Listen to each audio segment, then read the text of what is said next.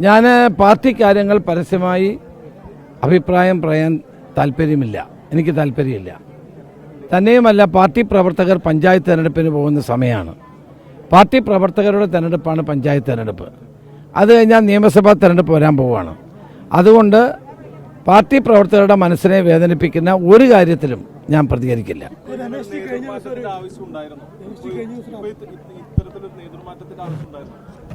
കഴിഞ്ഞ ദിവസം ഒരു അഭിമുഖം നൽകിയിട്ടുണ്ടായിരുന്നു. അതിൽ തന്നെ നേതൃസ്ഥാനത്ത് മാറ്റിയപ്പോൾ ഒരു ഇലയനങ്ങും ശബ്ദം പോലും ഉണ്ടായിട്ടില്ല. തനിക്ക് പാർട്ടി കൂറാണ് വലുതെന്ന് പറഞ്ഞു. അപ്പോൾ സുധാകരൻ ഇത്തരത്തിലുള്ള പ്രതികരണം വരുമ്പോൾ അല്ല, അതാ ഞാൻ പറഞ്ഞു, അത്തരം കാര്യങ്ങളിലൊന്നും പരസ്യമായി പ്രതികരിക്കാൻ ഞാനില്ല. ഇന്ന് പാർട്ടി ഒറ്റക്കെട്ടായി മുന്നോട്ട് പോകേണ്ട സമയമാണ്. ജനങ്ങൾ ഒരു ഭരണമാറ്റം ആഗ്രഹിക്കുന്നു.